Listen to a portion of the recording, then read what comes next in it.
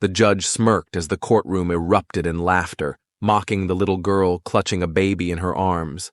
But when she whispered, "This baby is the only family I have left," the room fell silent.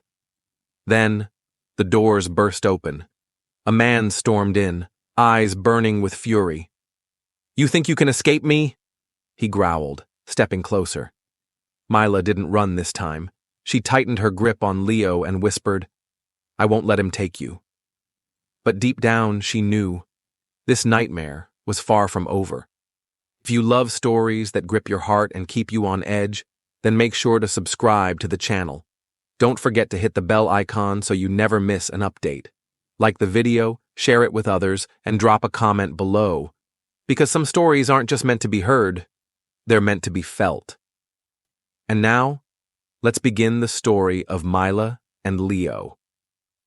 This is a courtroom, not a playground.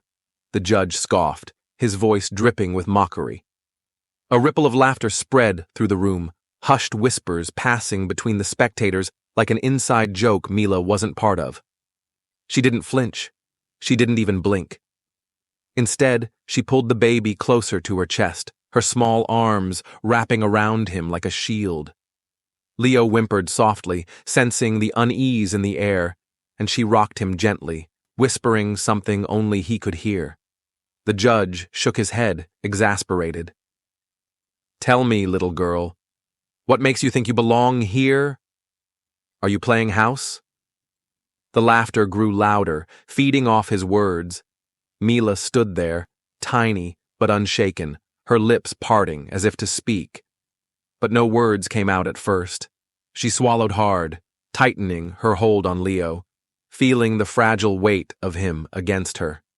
Then her voice, small but steady, cut through the noise. "This baby," she began, her fingers trembling slightly as she adjusted his blanket.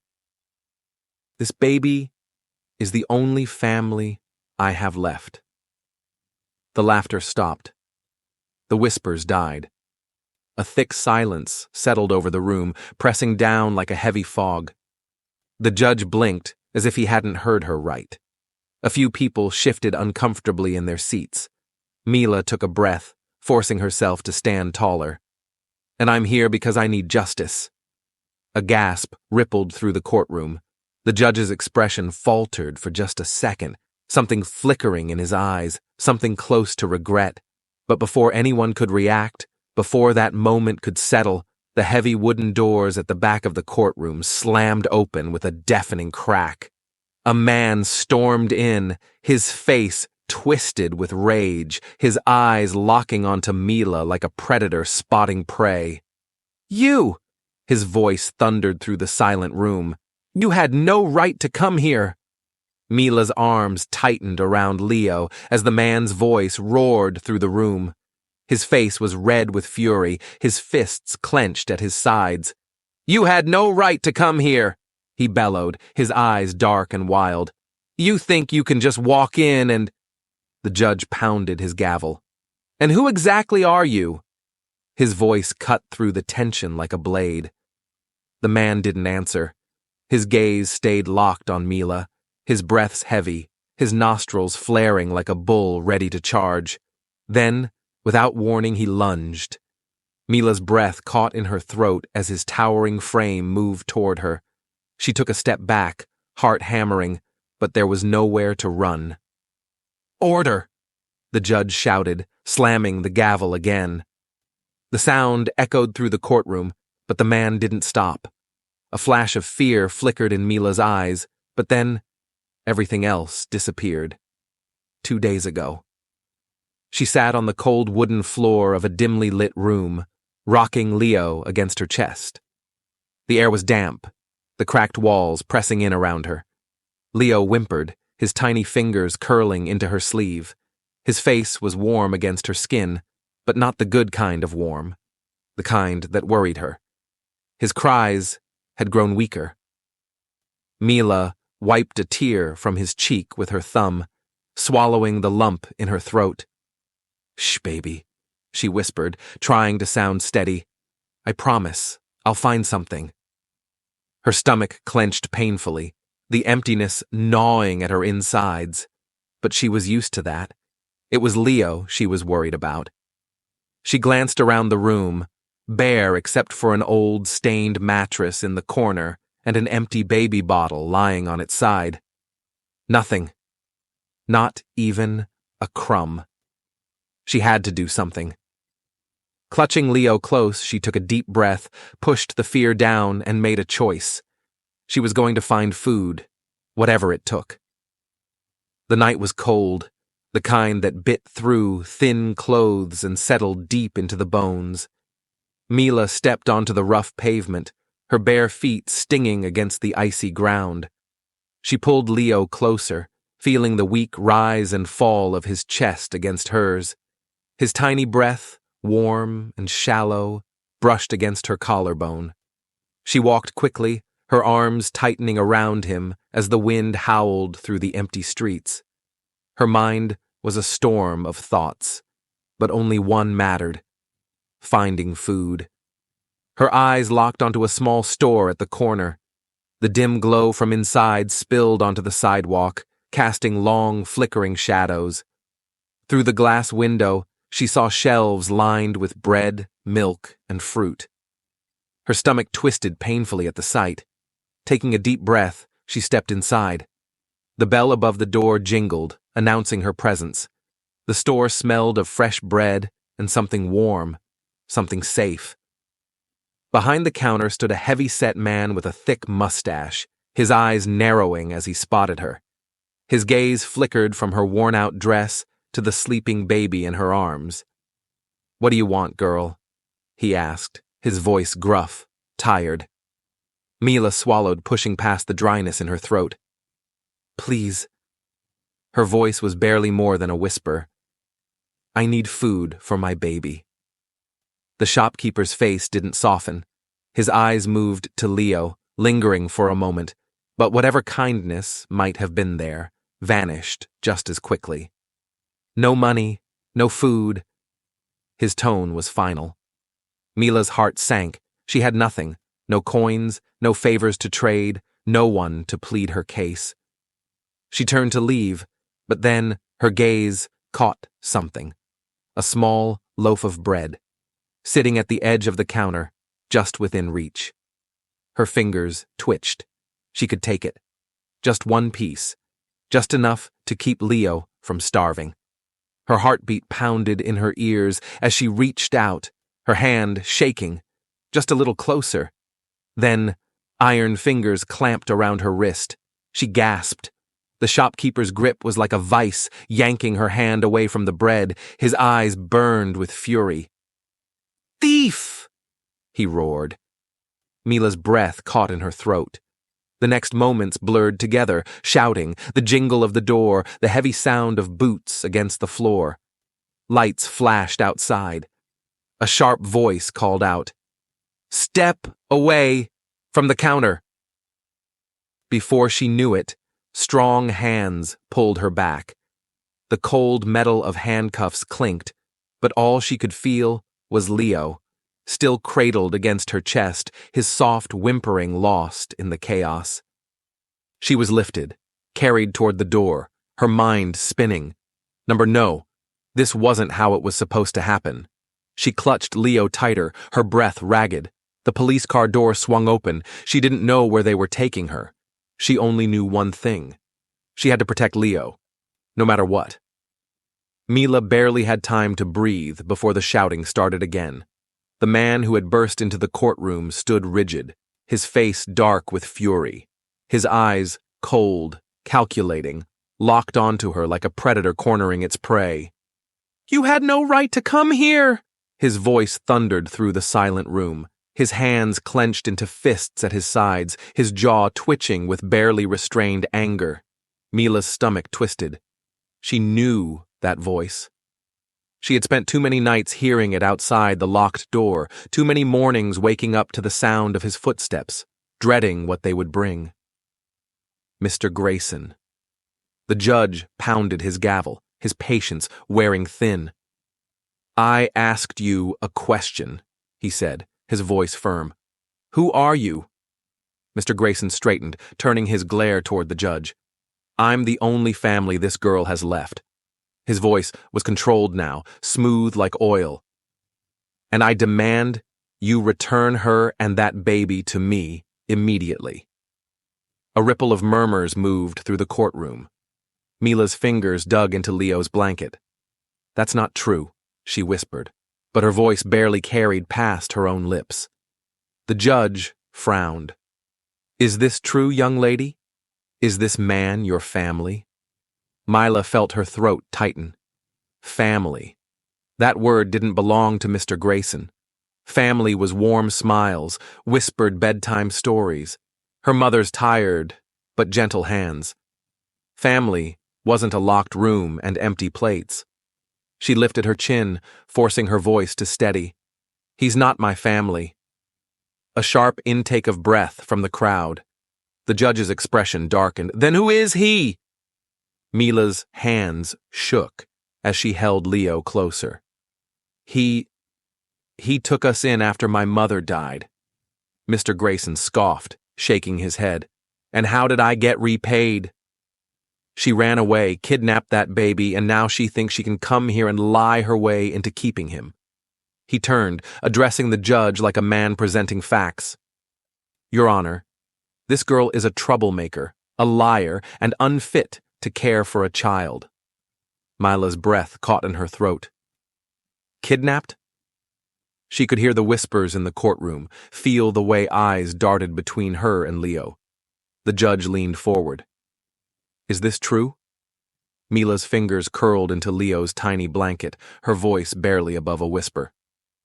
He's my brother. Mr. Grayson let out a cold laugh. And you really expect anyone to believe that? Mila looked up, meeting his eyes. I don't expect you to believe anything, she said, her voice barely shaking now. I expect you to listen. For the first time, Mr. Grayson's smirk faltered, but only for a moment, because when he spoke again, his voice was dripping with venom. Then let's hear it, he sneered. Tell them all the truth. The tension in the courtroom was suffocating. The judge's eyes flicked between Mila and Mr. Grayson, his frown deepening. The air felt thick, charged, like a storm about to break. The judge exhaled sharply and slammed his gavel down. Enough! His voice rang through the room, sharp and final. He turned to the officers standing by the door. Remove this man from my courtroom immediately. Mr. Grayson's body tensed. You can't do this, he roared, his face darkening with rage. He twisted in the officer's grip, struggling as they grabbed his arms. She's lying. That girl is dangerous. His words were cut off as the officers dragged him toward the exit. But just before he was pulled through the heavy wooden doors, he turned his head, his eyes locking onto Mila like a predator marking its prey. You have no idea what you've done, he hissed, his voice low and seething. No idea. Then the doors slammed shut behind him. A silence settled over the courtroom, the kind that crawled under the skin and left the air heavy. Mila could feel the stares, the uncertainty clinging to the space between her and the judge. The judge leaned back in his chair, rubbing his temples. When he finally spoke, his voice was quieter, but just as firm. Start from the beginning. Mila's heart pounded. She had spent so long running, so long hiding. Now, she had no choice but to tell the truth. Her fingers tightened around Leo, feeling his warmth against her chest. She let out a slow, shaky breath, and then she began. Mila's voice trembled at first, but she forced herself to speak. The past wasn't just a memory. It was a wound that had never fully healed. My mother's name was Rebecca, she began, her fingers tightening around Leo's blanket. She was the strongest person I knew. Even when she was tired, even when we didn't have enough to eat, she always made sure we felt safe. A faint smile flickered across her lips, but it was gone in an instant. She used to say it was us against the world. that no matter how hard things got, we'd always have each other. Mila swallowed hard. The next part was harder to say. But one night, everything changed. She could still hear it, the rough, painful coughing that tore through the quiet of their tiny apartment. She had woken up to the sound, rubbing her sleepy eyes as she crept toward the small kitchen. Her mother was hunched over the sink, gripping the counter as if she was trying to hold herself up. Her shoulders shook with every ragged breath. "Mom?" Mila had whispered, stepping closer. Rebecca turned, her face pale, sweat glistening on her forehead. She forced a weak smile. "Go back to bed, sweetheart." But even at 8 years old, Mila knew something was wrong. She didn't go back to bed. She stayed awake, listening to the sound of her mother's breathing, the coughs that wouldn't stop. She had wanted to wake her up, to tell her they should go to the doctor, but she was too scared. By morning, Mila's voice hitched. She was gone. She had shaken her mother's shoulders, begged her to wake up, but Rebecca's body had already gone cold. The warmth was gone. The neighbors called the authorities, and that was when he arrived. "Mr. Grayson showed up that same day," Mila continued, her voice barely above a whisper. "He told them he was my mother's cousin, that he'd take care of me and Leo." The judge's face remained unreadable, but Mila saw the way his fingers curled slightly against his desk, the way he was listening now. Really listening. "I believed him at first," Mila admitted, her stomach twisting. "He gave us food, a warm bed. He told me we were safe." Her nails dug into the fabric of Leo's blanket. But then, he locked the door. The first time, she thought it was a mistake. The second time, she knew better.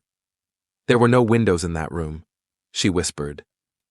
"No way to tell if it was morning or night.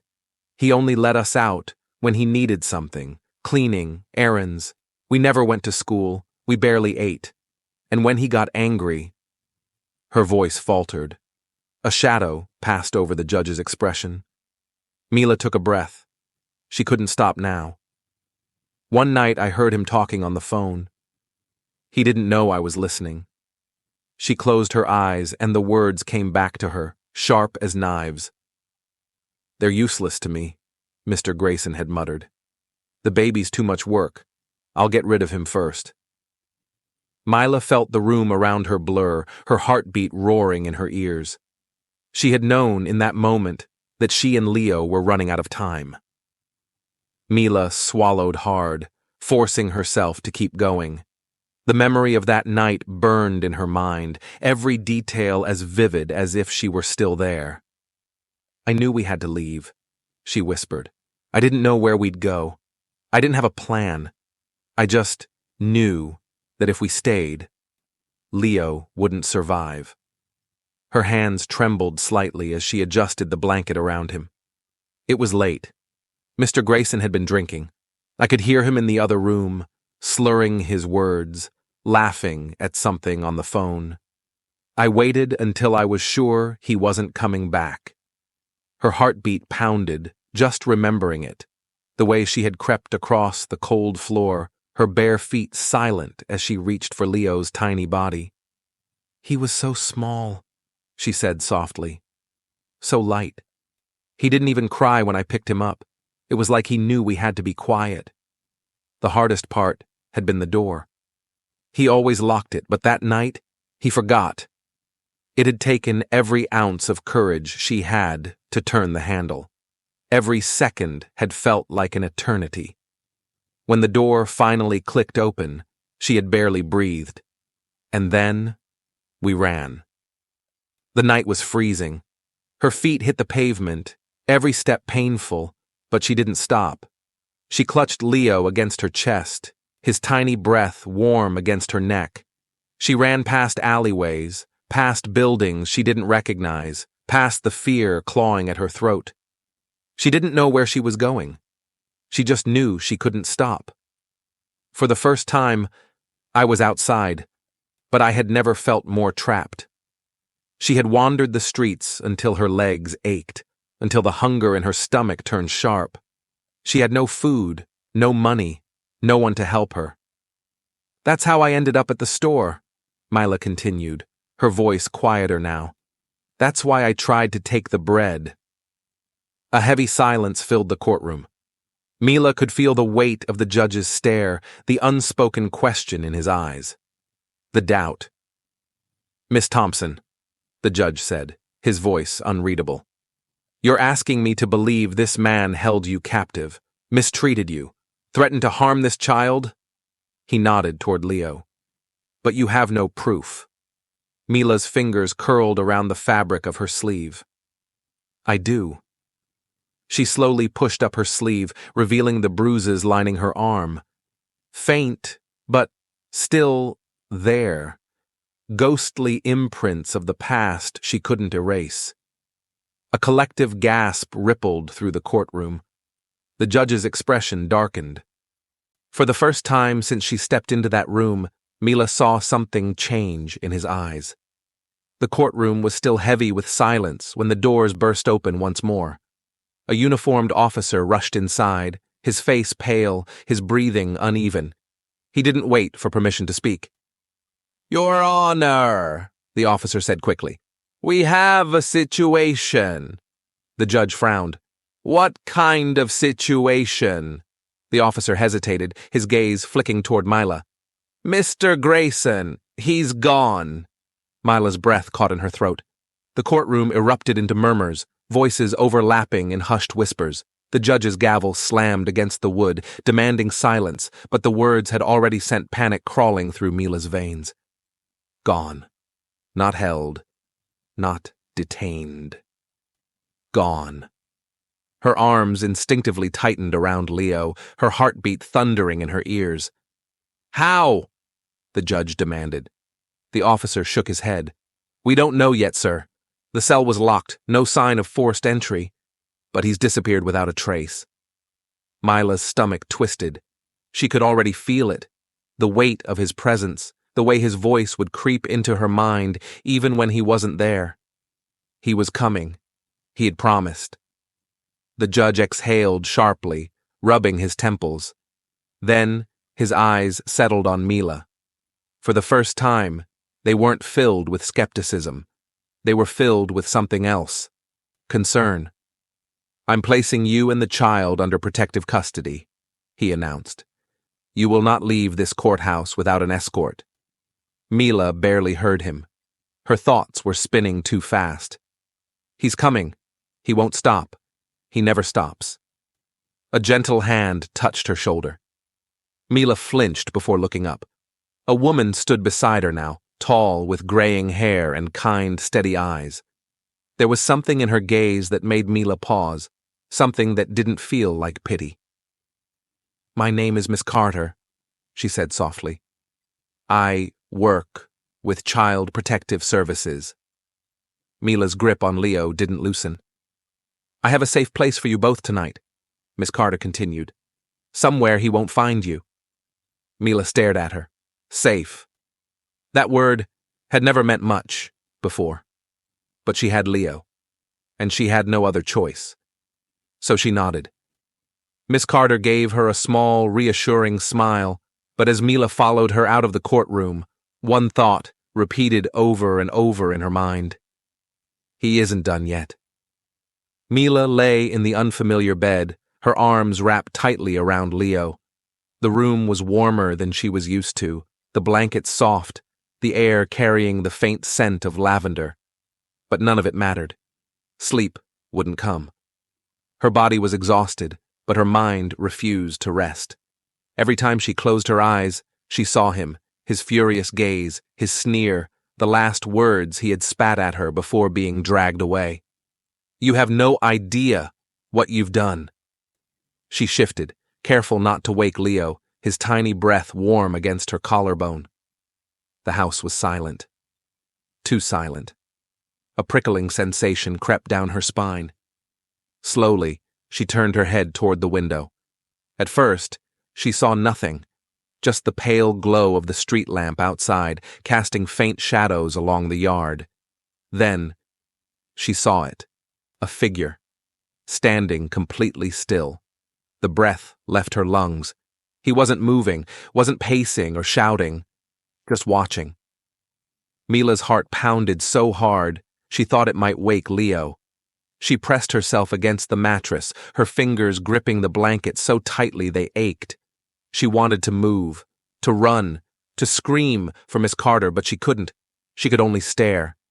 Then, as if he could feel her eyes on him, the figure took a slow step back. Another, and then he was gone, swallowed by the night. Mila didn't sleep after that. By morning, the fear still clung to her skin like ice. Her stomach was knotted, her body heavy with exhaustion. She sat in the kitchen, clutching a cup of tea Miss Carter had given her, though she hadn't taken a single sip. Miss Carter opened the front door to collect the morning paper. Then, she froze. Mila didn't need to ask why. She already knew. Miss Carter turned, holding a small, crumpled piece of paper in her hand. She placed it gently on the kitchen table, as if it might explode. 4 words were written in thick, uneven letters. "I'm not finished yet." Mila's breath hitched. Her hands shook as she pulled Leo closer. He was still watching.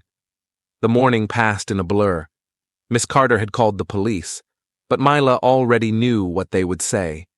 They'd increase patrols. They'd keep an eye out. But Mr. Grayson was always one step ahead. Miss Carter had tried to distract her, suggesting they go out, pick up some clothes for Leo, get something warm to eat. Mila didn't argue. She just followed, holding Leo close as they walked through town. But the feeling never left her. That creeping sensation, like something was watching. She clutched the small bundle of baby clothes Miss Carter had picked out, her fingers tightening around the fabric. The store was filled with people, parents shopping, children laughing, the faint hum of a radio playing in the background. But it all felt distant. She turned her head slightly, glancing toward the glass storefront. Her heart stopped. Across the street, standing completely still in the crowd, was him, Mr. Grayson. Their eyes met. A slow, cruel smile spread across his lips. Mila's stomach twisted. He wasn't running. He wasn't hiding. He wanted her to see him. Her breath came fast and shallow. Miss Carter noticed her suddenly stiff posture.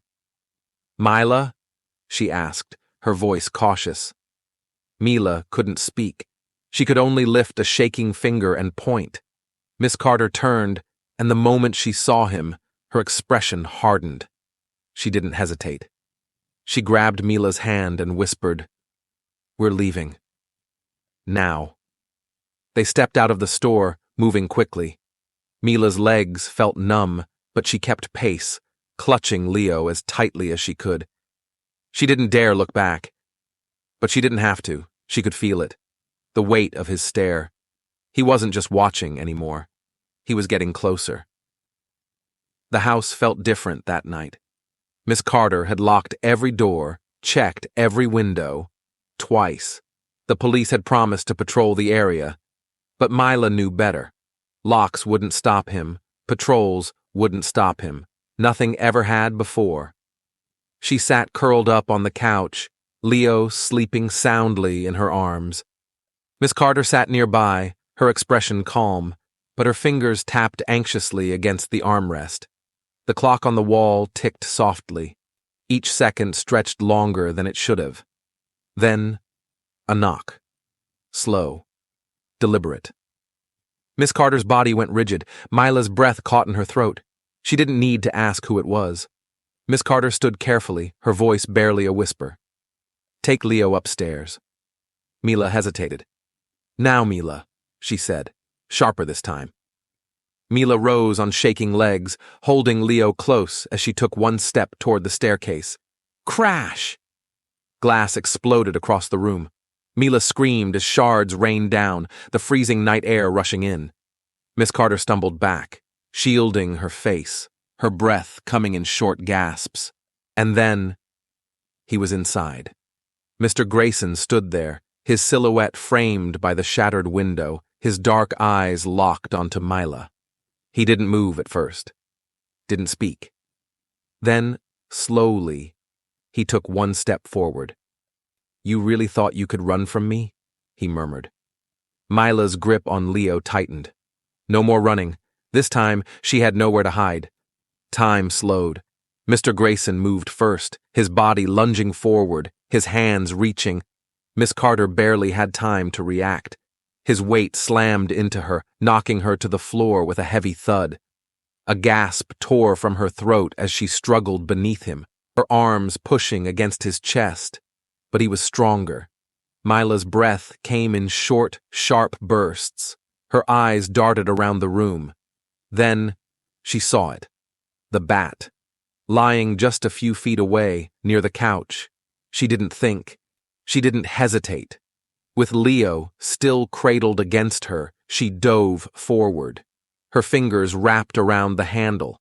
And then she swung. The bat connected with a sickening crack against Mr. Grayson's side. He let out a roar of pain, stumbling just enough for Miss Carter to shove him away. "Run!" Miss Carter yelled. But Mila didn't run. She tightened her grip on the bat. Mr. Grayson's eyes flashed with fury as he staggered, his breath ragged. His gaze locked onto Mila, filled with something dangerous. "You think this changes anything?" he hissed, straightening. "You think you've won?" He lunged again. Miss Carter grabbed a lamp from the table and swung hard. It crashed into his shoulder, sending him off balance. Sirens wailed in the distance. Red and blue lights flickered against the walls. Mr. Grayson turned toward the shattered window, his jaw tightening. He knew. It was over. The front door burst open.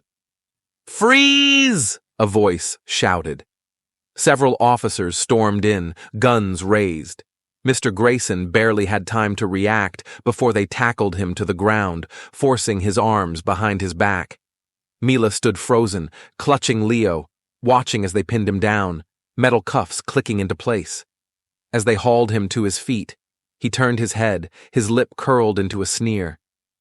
"You think this is over?" His voice was low, venomous. Mila stepped forward, her grip on Leo firm, her heartbeat steady. She met his gaze, unshaken. "You already lost." Mr. Grayson's smirk faded. For the first time, he looked afraid. The officers dragged him toward the door, shoving him into the back of a police car. As the sirens faded into the night, Mila exhaled a breath she felt like she had been holding for years. It was over. For the first time, she was free. The sirens had faded, but Mila still felt the echoes of the night trembling in her bones. She sat on the couch, Leo curled up against her, his tiny hands grasping at her sleeve. The room was quiet now, the shattered glass on the floor the only reminder of what had almost happened. Officer Reynolds knelt in front of her, his expression softer than before.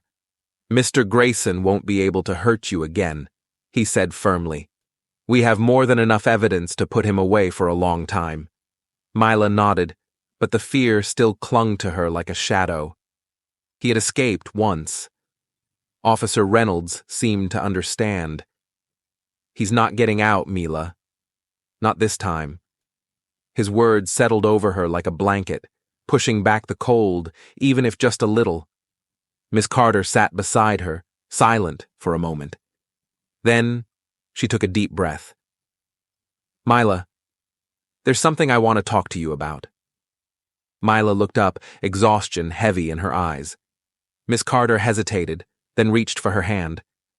"I don't want you to ever have to live in fear again," she said. "You and Leo deserve a home, a real one." She paused. "I'd like to adopt you both, if you'll have me." Mila froze. The words didn't make sense at first. Adopt? The idea felt too big, too impossible. She had spent so long running, so long expecting people to leave, to let her down. But Miss Carter wasn't like them. She had fought for her. She had risked her life for her. And now she wanted to give her something Mila had thought she lost forever. A family. Her throat tightened. Tears blurred her vision. She looked down at Leo, sleeping peacefully in her arms. Then she turned back to Miss Carter and whispered the one word that had been buried deep in her heart, waiting to be said. Yes. Miss Carter let out a breath, her eyes glistening as she pulled Mila into a hug. For the first time in her life, Mila felt safe. The days that followed felt like stepping into a world Mila had never known. A world where doors weren't locked, where footsteps in the hallway didn't mean danger, where silence wasn't something to fear. At first, she still woke up in the middle of the night, heart pounding, expecting to hear Mr. Grayson's voice creeping through the darkness. But every time, she found herself in the same warm bed, with Leo's soft breaths steady against her chest. She wasn't locked away, she wasn't hiding, she was home. One morning, Mila sat at the kitchen table, watching as the sunlight streamed through the windows. Miss Carter placed a warm cup of tea in front of her, the steam curling into the air. "Drink up, sweetheart," she said, ruffling Mila's hair. Mila hesitated, staring at the cup for a long moment. She had spent so many years surviving, waiting for the next battle, the next moment when everything would be ripped away again. But now, for the first time, she didn't feel like she had to run. She lifted the cup and took a small sip. Then, without even realizing it, she smiled. A real smile. She glanced down at Leo, sleeping peacefully in his crib, his tiny hands curled into fists. For the first time in forever, she wasn't running. For the first time in forever, she had a home. For the first time in forever, she was free. And freedom? It tasted warm, like the very first sip of tea on a quiet morning. If Mila's story moved you, make sure to like, comment, and subscribe to the channel. Share your thoughts below. What would you have done in her place? And don't forget to hit that notification bell so you never miss a story that keeps you on the edge of your seat. See you in the next one.